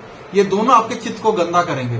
जिस चित्त को मार्जन के लिए, जिस चित्त को शुद्ध करने के लिए आप इतनी कोशिश कर रहे हो, उसको उल्टे तरफ से आप अगर मूवी देखते हो और ये उठपटांग के उपन्यास, मैगजीन्स और बुक्स पढ़ रहे हो, तो आपका डेफिनेटली आपका चित्त जो है वो फिर से वापस गंदा हो जाता है। जितनी सफाई की उससे ज्यादा फिर गंदा होगा। तो इसलिए कोशिश करना चाहिए इन सब चीजों से जितनी दूर हो सके दूर हो जाए। हमें देखने की कोई आवश्यकता नहीं है। फिल्म, खेल, राजनीति, स्त्री पुरुष संबंध आदि विषयों पर आधारित मासिक पुस्तकें पढ़ना, ये तो हमने अभी आपको डिस्कस किया है। मैगजीन्स वगैरह पढ़ना व्यर्थ है। न्यूज़पेपर पढ़ना भी इसमें आता है। न्यूज़पेपर पढ़ना भी व्यर्थ है। अगर आपकी आदत है तो कोशिश कीजिए धीरे धीरे धीरे धीरे न्यूज़पेपर का टाइम खत्म कीजिए। उसके बदले में भगवान के ग्रंथों को पढ़ना जरूरी है। भगवत गीता पढ़ना जरूरी है। प्रभुपाद के स्मॉल बुक्स पढ़ना जरूरी है। श्रीमद् भागवतम में 18,000 श्लोक है, वो पढ़ना जरूरी है। चैतन्य चरितामृत पढ़ना जरूरी है। कब पढ़ेंगे हम ये? अगर हम न्यूज़पेपर पढ़ने में और मैगजीन्स पढ़ने में और नॉवेल पढ़ने में अपना समय बर्बाद कर रहे हैं, समय चला जा रहा है और ये रुकेगा नहीं। ये सब हमारे जीवन को समाप्ति की तरफ लेके जा रहा है और हम अपना वक्त बिल्कुल बर्बाद कर रहे हैं। सत्संग, सत्संग नियमित करना चाहिए। सत्संग का अर्थ होता है, ये तो हम लोग करते ही हैं। जैसे अभी भी हम लोग जो मिले हैं भगवान के विषय में अपनी भक्ति को बढ़ाने के लिए बातें कर रहे हैं, तो ये सत्संग में आ गया। प्रसाद भूमि प्रभु जी के जहां जहां क्लासेस होते हैं कोशिश करना चाहिए वहां पे हम जाएं, उस सत्संग को ध्यानपूर्वक। अगर नहीं जा पा रहे हैं तो उनका वीडियोस जो आ रहा है उनको ध्यानपूर्वक सुने, आप चलाते रहें और उनको कानों से सुनते रहें। ये भी सत्संग है। सत्संग का मतलब ऐसा नहीं है कि कहीं कोई पंडाल प्रोग्राम हो रहा है वहीं पे जाके बैठेंगे सुनेंगे तभी सत्संग होगा, नहीं। सत्संग का मतलब ये है कि हमें ऐसा संग करना है जो सत्य का प्रतीक हो। सत्य कौन है? भगवान श्री कृष्ण। अगर कोई व्यक्ति किसी दूसरे देवी देवताओं के विषय में अपना सत्संग कर रहा है तो वो सत्संग नहीं है, वो कुसंगी है। सत्संग का मतलब है सत्य गुण जो है वो एकमात्र भगवान श्री कृष्ण का है, क्योंकि वो गुण ही है सत चित आनंद में भगवान है। तो सत्संग का मतलब है जहां पे भगवान के बारे में बताई जा रही है, भगवान के ग्रंथों के विषय में बताया जा रहा है, भगवान के द्वारा बताई हुई चीजों का डिस्कशन हो रहा है, आप उसको सुने, उसको देखें, ऑटोमेटिकली आपका सत्संग होगा ये।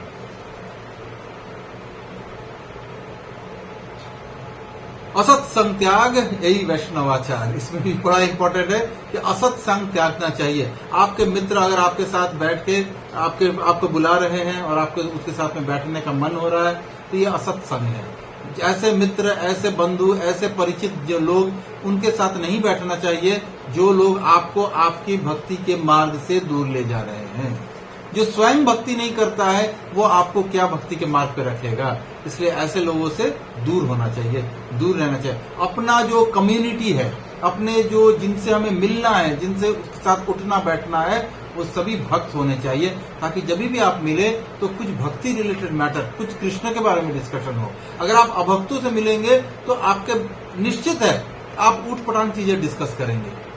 भले आप जब कर रहे हो, लेकिन आपके मन में हमेशा चलता रहेगा कि कुछ इधर उधर की बातें चलेंगे, और वो व्यक्ति भी आपके साथ, क्योंकि उसके पास भक्ति है नहीं, तो आपको क्या देगा? वो आपको भौतिक चीजें ही तो देगा कि भाई कैसे बिजनेस बढ़ा लें, चलो यहाँ पे इन्वेस्ट कर ले, चलो वहां पे चले जाते हैं, घूम के आते हैं। ये सारी चीजें क्या है? ये वो व्यक्ति आपके अंदर में डाल रहा है।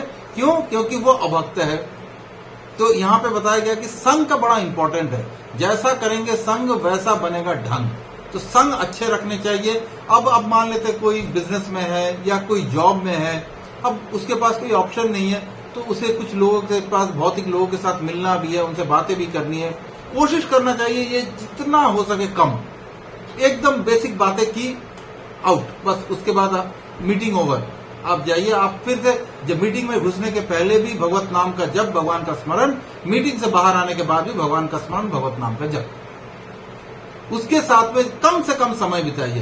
क्यों? क्योंकि ये आदमी खुद तो पतन की तरफ जा ही रहा है, और आप जो कोशिश कर रहे हो भक्ति पथ पे आगे बढ़ने का, आपको खींच के नीचे ला रहा है। ये वैसा ही है जैसा केकड़े का स्वभाव होता है। केकड़ा जो होता है ना, उनको 4-5 केकड़ों को एक साथ रख दो आप, तो ऊपर ढक्कन लगाने की जरूरत नहीं पड़ती है। क्यों? क्योंकि एक केकड़ा अगर कोशिश भी करता है ऊपर जाने का, तो दूसरा केकड़ा उसे खींच के नीचे लेके आ जाता है, उसको गिरा देता है। तो ये वो व्यक्ति है जो आपको पतन करा रहा है। तो कोशिश करना चाहिए, अभक्तों का संग तो बिल्कुल नहीं करना चाहिए। यहाँ पे बताया गया कि कुछ कुछ क्षेत्र में आप कर सकते हैं, जिसमें कि जैसे आपने किसी का विवाह और उसमें अगर आप गए हैं तो आप उस पर जा सकते हो, लेकिन कोशिश करना चाहिए जितनी जल्दी हो वहां से बाहर निकलना है। क्योंकि अगर विवाह भौतिक लोगों का विवाह है तो वहां पे केवल और केवल पैसे की शो ऑफ है, और अपने रुतबे को दिखाना है, अहंकार दिखाना के लिए लोग करते हैं। तो इस प्रकार से इन सब चीजों का कोई वैल्यू नहीं है। आप जितनी जल्दी हो वहां से निकल आइए।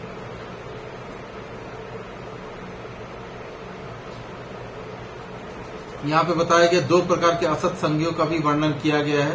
तो मतलब इसमें सब कुछ वही आता है कि जो मनुष्य या जो व्यक्ति हमारा जो संगी है, जिससे हम मिल रहे हैं, वो अगर भक्त नहीं है तो उससे मिलना नहीं चाहिए। जिसका चेहरा देख के आपको भक्ति का स्मरण नहीं आए, जिसके गले में कंठी नहीं है, जिसके माथे पे तिलक नहीं है, ऐसे व्यक्ति का पास जाना ही नहीं है, उसका संग नहीं करना है। क्योंकि वो निश्चित ही भौतिक व्यक्ति है और वो भौतिकता में ही आपको खींचेगा।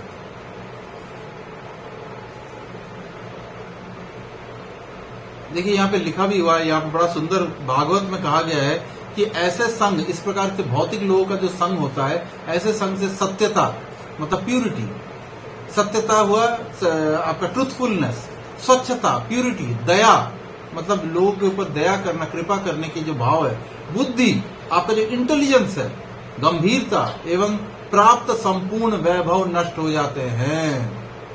बड़े बड़े लोग बड़े बड़े बिजनेस करके भी पूरा बैंकरप्ट हो जाते हैं। क्यों? ये असत संग कहता है। गलत लोगों का संग, गलत लोगों का विचार, भौतिक लोगों का संग, भौतिक लोगों के विचार, भौतिक लोग आपको वापस खींच के नीचे ला देंगे।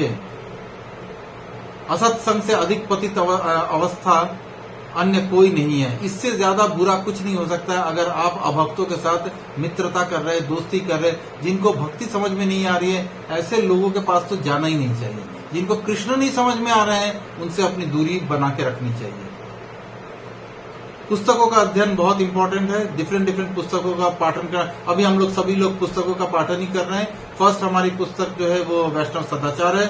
इसके बाद हम लोग इसके ऊपर नेक्स्ट में जाएंगे, छोटी पुस्तकों से स्टार्ट करते हुए भगवत गीता। भगवत गीता के बाद में आती है श्रीमद् भागवतम। भगवत गीता को बोला जाता है वो बेस बनाती है, वो स्कूल लेवल के क्लास 12 तक की आपकी एजुकेशन है। श्रीमद् भागवतम ग्रेजुएशन है और चैतन्य चरितामृत पोस्ट ग्रेजुएशन है। कैसे पढ़ना चाहिए, क्या पढ़ना चाहिए, ये इस प्रकार होना चाहिए कि हमें वैष्णव के अनुगत होकर उनसे पूछ के पढ़ना चाहिए। ये नहीं है कि हम बाजार से गए और भगवत गीता या भागवत खरीद के ले आए और पढ़ने बैठ गए, आपको कुछ समझ में नहीं आएगा उसमें। तो बेस्ट होता है वैष्णव के शरणागत होकर उनसे पूछ के किसी के अंडर में गाइडेंस में इन शास्त्रों का अध्ययन करना चाहिए। सेवा का भाव बहुत अच्छा भाव होता है। गुरु के इच्छित कार्य में सहभागी होने के लिए प्रत्येक भक्त को स्वयं को किसी विशेष सेवा में संलग्न, भगवान के प्रति कोई न कोई सेवा आपकी होनी चाहिए। अगर आप सेवा में लगते हो तो ऑटोमेटिकली जब तक आप वो सेवा करोगे आपके मन में भगवान के प्रति भाव रहेगा। अर्चा विग्रह सेवा करनी चाहिए। अपने घर में लकड़ी, मिट्टी, संगमरमर और धातु से बनाए हुए विग्रह हो सकते हैं। विग्रहों का लेकिन जैसे मैंने पहले भी बताया, विग्रह रखने के पहले आपको अपने आचार्यों से, अपने गुरु से, अपने काउंसलर से पूछना चाहिए, फिर उसके बाद रखना चाहिए। योग्य वेदी होनी चाहिए, कहाँ पे भगवान को रखना है वो ध्यानपूर्वक रखना चाहिए। यहाँ पे कहा गया है योग्य वेदी का अर्थ है गुरु, परम गुरु, गौर निताय, पंचतत्व तथा राधा कृष्ण, ये सबको रखना चाहिए। घर में पकाए गए प्रत्येक अन्न पदार्थ को, विग्रहों को, जो भी आपके घर में, आपके किचन में जो कुछ भी बन रहा है उसे पहले भगवान को ऑफर करना चाहिए, फिर उसे प्राप्त करना चाहिए। बाहर का खाना नहीं खाना चाहिए। सबसे इम्पोर्टेंट चीज है, मार्केट से खरीद के सामान नहीं खाना चाहिए। डोमिनोज में चले गए, बर्गर खा लिया, पिज्जा खा लिया या गोलगप्पे खा रहे हैं सड़क पे खड़े होके, ये आपके जीवन में केवल दुख लाएंगे, क्योंकि ये पाप है। ये सब चीजें पाप है। बिना भगवान को ऑफर किए हुए कुछ भी प्राप्त नहीं करना चाहिए। तुलसी सेवा करनी चाहिए। तुलसी सेवा का हमने शुरू में बताया, तुलसी को जल देना, तुलसी के चारों तरफ तुलसी आरती करना, तुलसी की प्रदक्षिणा करना। तुलसी मिट्टी को कहा जाता है व्रज की मिट्टी है, तो उस मिट्टी को लेके अपने सिर पे तिलक लगाना, ये सारी चीजें तुलसी पूजा के अंतर्गत आती है। तपस्या, एकादशी व्रत इत्यादि। कौन सी तपस्या करनी चाहिए कि अपने मनगढ़ंत तपस्या नहीं करनी चाहिए। मुझे धन लक्ष्मी की तपस्या करनी है, उसके लिए मुझे व्रत रखना है, ये सब चीजें नहीं करनी चाहिए। केवल और केवल सबसे इम्पोर्टेंट तपस्या है सुबह उठना, जप करना, ये है तपस्या। यहाँ पे लिखा हुआ है ठंडे पानी से स्नान करना। अगर आप नहीं कर सकते तो गुनगुने पानी से कर लो। खान पान में नियंत्रण, देख रहे हैं, खान पान में नियंत्रण, हर बार ये पॉइंट आ रहा है, खान पान में नियंत्रण। ये जो हम खाते हैं वो बड़ा ही इम्पोर्टेंट चीज है। खाने के लिए सावधानी बरतनी चाहिए। क्या खा रहे हैं, कहाँ से खा रहे हैं, किसने बनाया है, किसके हाथ का बना खा रहे हैं। कोई भी किसी का भी बना हुआ नहीं खा सकते हो आप। अगर किसी अभक्त ने बनाया है तो उसके हाथ का खाना खाना ही नहीं चाहिए। अगर किसी के जीवन में कृष्ण नहीं है तो ऐसे व्यक्ति के हाथ का नहीं पाना चाहिए। अगर मजबूरी है तो बात अलग है, लेकिन वैसे जब भी घर में कोई भी, खासकर विशेषकर अगर घर की स्त्रियां हैं, वो उनको तो नियमित रूप से जप करना चाहिए, भगवान का स्मरण करना चाहिए और तब किचन में घुसना चाहिए। तो इस प्रकार से जो वो बनाएंगी वो पुष्टिवर्धक होगा। कौन सी पुष्टि? सिर्फ शरीर की पुष्टि नहीं होगी, उससे आत्मा की भी पुष्टि मिलेगी। भगवान को ऑफर किया हुआ प्रसाद पाने से आत्मा को पुष्टि मिलती है और हम अधिक से अधिक कृष्ण भावना भवित बनते हैं। उपवास करना, कौन सा उपवास करना? लोग कुछ भी उपवास कर रहे हैं, नवरात्रि चल रही है, लोग उपवास कर रहे हैं। वो उपवास का कोई फल नहीं है, कोई फायदा नहीं है। बेस्ट जो है एकमात्र उपवास है वो एकादशी है। सबसे महत्वपूर्ण उपवास जो है वो एकादशी है। पर एकादशी में भी इम्पोर्टेंस ये नहीं है कि हम अपने भूखे रहें। इम्पोर्टेंस है, उपवास का अर्थ क्या होता है? उप मतलब पास, वास मतलब रहना। किसके पास रहना है? भगवान श्री कृष्ण के प्रति पास रखना है। तो एकादशी के दिन में आप लोग देखा होगा कि भक्त लोग दाढ़ी वाड़ी नहीं बनाते हैं। क्यों नहीं करते हैं? क्योंकि दाढ़ी बनाने में समय व्यर्थ होता है। उतना समय भी एकादशी का जो दिन है वो बड़ा पावरफुल दिन है, भक्ति में प्रगति का दिन है। तो इसलिए उस भक्ति में प्रगति करने के दिन का एक एक सेकंड बड़ा मूल्यवान है। इसलिए उस दिन ज्यादा से ज्यादा जप करना है। अगर आप 10 माला करते हो तो 16 करो, 16 करते हो तो 25 करो, 25 कर रहे हो तो 32 करो। जितनी अधिक से अधिक संख्या में जप कर सकते हैं उतना करना है, अधिक से अधिक श्रवण करना है, अधिक से अधिक पढ़ना है, अधिक से अधिक भक्तों का संग करना है, मंदिर में जाना है। आपका पूरा का पूरा दिन और रात भगवान की सेवा में लगनी चाहिए। ये है उपवास। ये लोगों ने एकादशी का अर्थ समझ के रखा हुआ है, आज एकादशी है, ये खाना है, ये नहीं खाना है, ये नहीं खाना है। अरे ठीक है, वो इम्पोर्टेंट है। एकादशी में कहा गया है अन्न नहीं लेना चाहिए और काफी सारे नियम है एकादशी के, लेकिन सबसे महत्वपूर्ण नियम क्या है? ये एकादशी का नियम ही बना ही हुआ है ताकि हमारी भक्ति में प्रगति हो, भगवान के प्रति हमारा प्रेम बढ़े, और ये उस दिन होगा। माधव तिथि भक्ति जननी यतन पालन करी। भक्ति विनोद ठाकुर क्या बोल रहे हैं? ये माधव तिथि है, भगवान श्री कृष्ण की तिथि है ये एकादशी, और उसको यतन पालन करी। यतन पालन मतलब पूरी दृढ़ता के साथ, पूरी निष्ठा के साथ पालन करना है उसको। तो इस प्रकार से एकादशी व्रत अत्यंत महत्वपूर्ण है। एकादशी अन्न खाइले शुकर है जीवन। इसमें कहा गया है कि अगर किसी ने एकादशी के दिन में रोटी दाल सब्जी खा ली, अगर अन्न पा लिया, तो अगले जन्म में सुअर बनेगा। सुअर मनुष्य जन्म समाप्त करने वाली चीज है। इतना भयंकर पाप है एकादशी का। तो एकादशी को बहुत दृढ़ता पूर्वक, संभल के, सावधानी पूर्वक, पूरे निष्ठा के साथ, पूरी श्रद्धा के साथ मनाना चाहिए। तो ये बड़ा ही इंपॉर्टेंट दिवस है एकादशी, और ये हर 15-15 दिन में आता है। तो हमने एकादशी का काफी डिस्कशन कर लिया है। इसके अलावा चतुर्मास आते हैं, जो हमारे श्रावण का महीना होता है, उसमें हमें हरे पत्तेदार सब्जियां नहीं खानी चाहिए। इसका साइंटिफिक रीजन भी है, क्योंकि बारिश के समय में पत्तियों में जैसे साग वाग हुआ, इसमें कीड़े आ जाते हैं। उन कीड़ों से डिफरेंट प्रकार के रोग होते हैं, इसलिए ऐसे चीजों को श्रावण के महीने में नहीं पाना चाहिए। भाद्रपद, उसके बाद नेक्स्ट जो महीना आता है, उसमें दूध नहीं पाना चाहिए, दही नहीं पाना चाहिए। आश्विन महीने में दूध नहीं पाना चाहिए, और कार्तिक के महीने में उड़द की दाल यानी कि द्विपद दाल जो है वो नहीं पाना चाहिए। इन सबों का साइंटिफिक रीजन भी है, और इन सब चीजों से हमें, ये जब हमारे अभी चतुर्मास का नियम आएंगे, हम इसको डिटेल में डिस्कस करेंगे कि किन किन चीजों की वजह हमें दूर रहना चाहिए। अनुकूल और प्रतिकूल नियम भी हमें करने हैं, तो उन सारी चीजों को इसमें भक्ति रसामृत सिंधु में श्रील रूप गोस्वामी बोलते हैं कि भक्ति के लिए प्रतिकूल क्या है, किन किन चीजों से प्रतिकूल होती है। तो प्रतिकूल में बताया गया है कि अत्याहार, आवश्यकता से अधिक खाना। कितना पाना चाहिए भोजन, हमें कितना पाना चाहिए?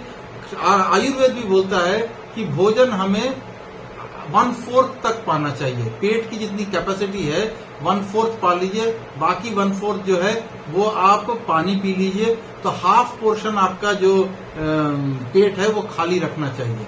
तो इस प्रकार से अगर आप रखते हो तो आपका स्वास्थ्य अच्छा होगा। ठूस ठूस के कुछ भी, कहीं से भी, जहां से मिल रहा है, हम कुछ ना कुछ कॉन्स्टेंटली खा रहे हैं, ये गलत है। कहीं भी ये नहीं पाना चाहिए। और अगर आप ये नियम ले लो कि हम भगवान को ऑफर किए बिना नहीं पाएंगे, हम प्याज लहसुन नहीं पाएंगे, अपने ऊपर अगर ये नियम कर लोगे तो ये अत्याहार वाला नियम जो है ना वो ऑटोमेटिकली आप पे आ जाएगा। आप कुछ भी पाने के पहले सोचोगे कि यार ये पाना चाहिए, नहीं पाना चाहिए। अब आप कहीं पे भी बैठे हुए हो, किसी ने आपको बर्गर ऑफर कर दिया, किसी ने आपको सैंडविच ऑफर कर दिया, आप सीधा सीधे बोलोगे नहीं मुझे नहीं पाना है, तो आप ऑटोमेटिकली रिजेक्ट कर रहे हो अपने। अगर इन नियमों का, 4 नियमों के अंतर्गत में आप आ जाते हो तो ऑटोमेटिकली काफी चीजें, प्याज लहसुन हमारे पूरी बाहर के जितने भी भोज्य पदार्थ होते हैं उस सब में होता है। अगर आपने सिर्फ इतना नियम ले लिया कि मुझे प्याज लहसुन नहीं लेना है, तो आधे से ज्यादा चीजें आपके जीवन से चली जाएंगी, तो आप ऑटोमेटिकली अत्याहार में आ जाओगे।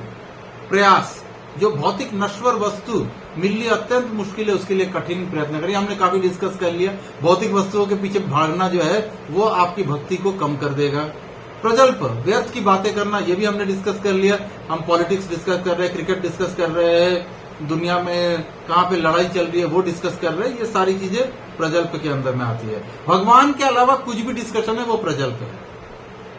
नियमाग्रह, आध्यात्मिक नियम व आचारों के उद्देश्य को समझे बिना उसका पालन करना अथवा शास्त्रों में दी गई आज्ञाओं का पालन न करना। जो चीजें शास्त्रों में बताई गई है कि 4 नियमों का पालन करना, जी मैं तो नहीं करूंगा 4 नियमों का पालन, मैं तो मांस खाऊंगा, मैं तो नशा करूंगा, मैं तो स्त्रियों के साथ अपना संबंध रखूंगा। ये सारे जितने भी चीजें हैं ये आपको भक्ति में कभी आगे बढ़ने नहीं देंगे, कृष्ण की तरफ कभी जाने नहीं देंगे, ये आपको खींच के वापस लेके आएंगे। जनसंग, ऐसे व्यक्तियों का संग करना जो भौतिकता, ये हम लोगों ने डिस्कस कर लिया, इन लोगों के भौतिक लोगों के साथ संग नहीं करना चाहिए। लौल्यम, भौतिक उपलब्धियों के संबंध में लालची होना, ये हम लोगों ने अभी डिस्कस किया। हमारे पास एक गाड़ी, हम 2 गाड़ी करना चाहते हैं, एक घर है हम 4 घर बनाना चाहते हैं, ये लोभ है, ये बेसिकली लालची होना है, लालची भाव है। भक्ति के 6 अनुकूल तत्व, ये 6 जो थे वो प्रतिकूल थे, ये आपको भक्ति से दूर ले जाएंगे। भक्ति के पास कौन लेके आ रहे हैं? उत्साह, हमेशा उत्साहित होना चाहिए। भक्ति से रिलेटेड कोई काम है तो सारा काम छोड़ देना चाहिए, पहले ये काम करूंगा फिर दूसरा काम करूंगा। उत्साह होना चाहिए, निश्चय, पूरा आत्मविश्वास होना चाहिए कि मैं ये काम करके रहूंगा, आत्मविश्वास के साथ के प्रयत्न करें। धैर्य होना चाहिए, शांत होना चाहिए। अगर एक बार आप फेल हो जाते हो तो इसका मतलब ये नहीं कि आप जिंदगी भर फेल हो गए। धैर्य रखना चाहिए, सफलता आपको अवश्य मिलेगी। तत्कर्म प्रवर्तन, नियमों के अनुसार आचरण, इसमें अभी हम लोगों ने दिखाया 4 नियमों के हिसाब से अपने जीवन को पालन करना चाहिए, शास्त्रों के हिसाब से जीवन का पालन होना चाहिए। संग त्याग, असत लोगों का त्याग करना चाहिए, हम लोगों ने अभी डिस्कस किया। सोमवृत्ति, पूर्ववर्ती आचार्यों का अनुसरण, जिन लोगों ने इन नियमों का पालन किया उनके जीवनी पढ़ना, वो कैसे जीवन जी रहे हैं उनको देखना, उनको समझना और उसके हिसाब से जीवन चलाना। इन 6 नियम से ऑटोमेटिकली भक्ति सेवा के लिए अनुकूल हो जाता है। ब्राह्मण, ब्राह्मण जीवन का अर्थ है स्वच्छता का जीवन। ब्राह्मण का अर्थ ये नहीं होता है अगर कोई व्यक्ति बोले कि मैं तो शराब पीता हूं पर मैं ब्राह्मण हूं, नहीं, आप ब्राह्मण नहीं है। अगर आप शराब पीते हो, अगर आप चाय कॉफी पी रहे हो तो आप बेसिकली शूद्र हो, क्योंकि शूद्र ही लोग होते हैं जो इस तरह के तामसिक चीजों में अपने आप को लगाते हैं। अगर आप मांस मछली खाते हो और बोलते हो मैं ब्राह्मण हूं, अरे आप जन्म से ब्राह्मण नहीं होता है, क्योंकि जन्म से तो लोग शूद्र ही होते हैं, भले आप ब्राह्मण परिवार में जन्म हुआ हो। क्या आपका आचरण ब्राह्मण जैसा है? अगर आचरण ब्राह्मण जैसा नहीं है तो आप ब्राह्मण नहीं है। इसमें कहा गया है ब्राह्मण जो होते हैं उसे दोपहर में 2 बार गायत्री करनी चाहिए, दोपहर को भी न की हो तो सायंकाल 3 बार एक साथ गायत्री मंत्र का जप करना चाहिए। ये सारे ब्राह्मण के जो ब्राह्मण दीक्षा लिए उनके लिए ये सारे नियम है। तो ब्राह्मण होने के लिए हमें नौकरी नहीं कर सकते हो आप। अगर आप नौकरी करते हो तो आप ब्राह्मण नहीं हो, शूद्र हो। अगर आप बिजनेस करते हो तो ब्राह्मण नहीं हो, क्या हो, वैश्य हो। तो आपके कर्मों के आधार पे भगवान ने क्या बताया भगवत गीता में, चतुर्वर्णं मया सिस्टम गुण कर्म विभागशः। गुण और कर्म से अब हमारी जाति होती है, ब्राह्मण शूद्र वैश्य क्षत्रिय, ये गुण से होता है और कर्म से होता है। ये नहीं है कि हमने ब्राह्मण घर में जन्म लिया तो हम ब्राह्मण हैं। डॉक्टर के घर में जन्मा हुआ लड़का अगर चोरी करता है तो वो चोर है, वो डॉक्टर नहीं है। इंजीनियर के घर में जन्म लिया हुआ बच्चा अगर इंजीनियरिंग पढ़ता नहीं है और इंजीनियरिंग में पास नहीं होता है तो वो इंजीनियर नहीं है।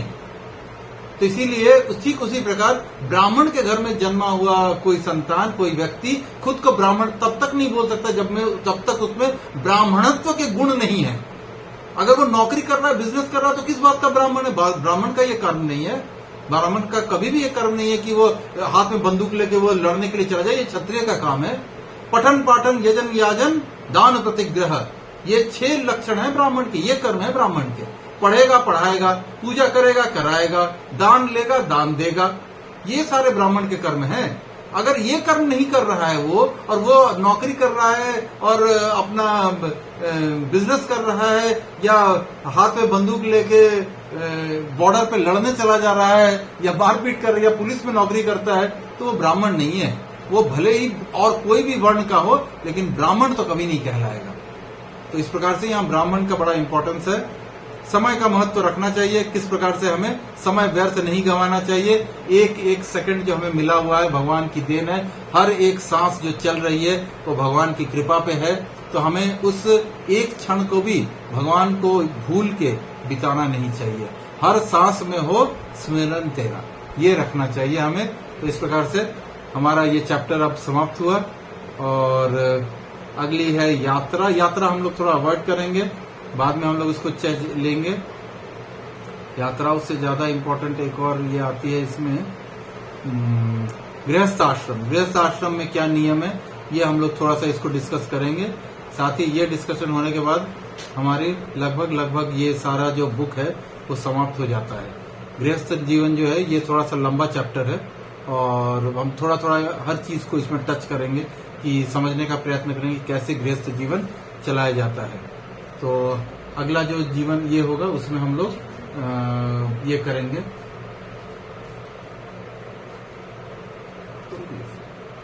तो संस्कार जो है वो भी इम्पोर्टेंट है। तो हम कुछ और चैप्टर्स बच गए हैं। अब हम लोग हो सकता है और 1 या 2 क्लासेस में इस पूरी जो वैष्णव सदाचार पुस्तक है उसको हम समाप्त करेंगे और उसके बाद हम लोग कुछ दूसरे पुस्तक की ओर बढ़ेंगे।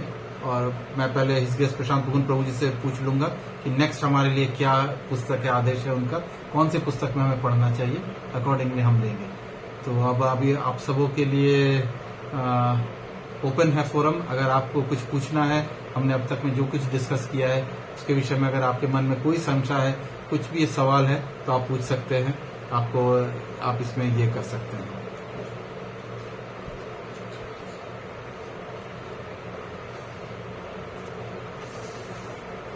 तो ठीक है, अगर अब प्रश्न नहीं है तो हम आज का क्लास अब यहीं पे समाप्त करते हैं। फिर कोशिश करेंगे इस सप्ताह में एक और क्लास करने का और एक और क्लास करके हम लोग और जितनी जल्दी हो इस पुस्तक को समाप्त करेंगे।